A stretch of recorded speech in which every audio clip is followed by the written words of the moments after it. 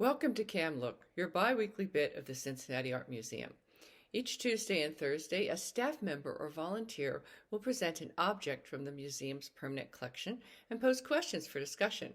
Please check back at 10 a.m. on those days for new work and a new conversation.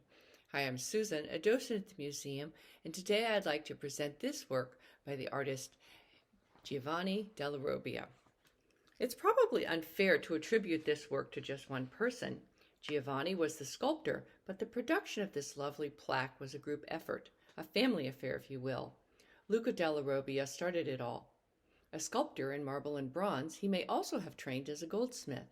Records from the 1400s are hard to verify. His first commission and most famous work is the Cantoria, singing gallery in the Florence Cathedral. Carved over 7 years, 1431 to 1438, it secured his place as a major Florentine artist. Here's a close-up of one of the panels. He would continue to work in stone and bronze for the next 2 decades, but after 1440, he is best known for his works of clay. Why switch?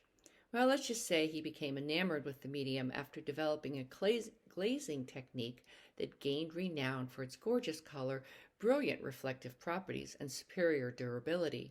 He also got lucky. The clay he gathered from the Arno River in Florence is calcium-rich, making it exceptionally suitable for glazing, especially after washing and refining with sand. The color came from cobalt, antimony, copper, and magnesium to produce multiple blues, yellows, greens, and purples.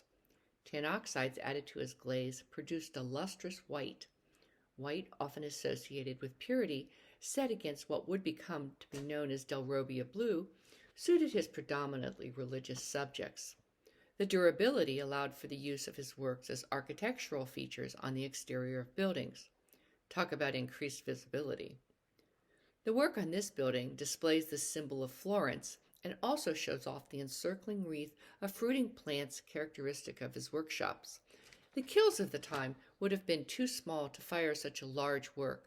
Individual pieces were molded and cleverly pieced together like this. Sometime around 1451, Luca took his nephew, Andrea, into his workshop to train as a sculptor and in ceramics. Andrea assumed control of the business around 1470 and inherited it upon his uncle's death at the age of 82. Andrea lived to be 90 and made good use of his years. He sold more widely and expanded into friezes, fountains, and large retablos. His best-known work is probably the tonda, or medallions, for the Foundling Hospital in Florence. Less well-known but truly superb works are a series of altarpieces for a Franciscan monastery. This is one of 5.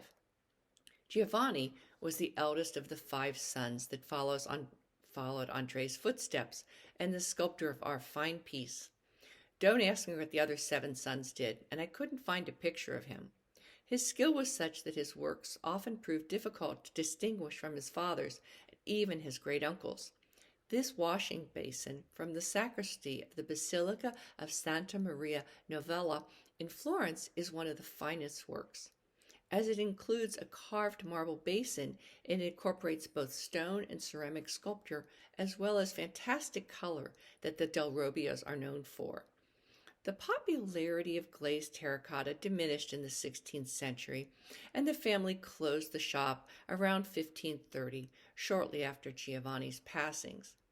Others have emulated this style since then, but none have surpassed it. Do you admire the Della Robbia sculptures for their sculptural quality or their color?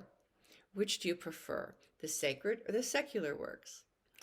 Can you think of a building in Cincinnati that has ceramics on it? I can think of one.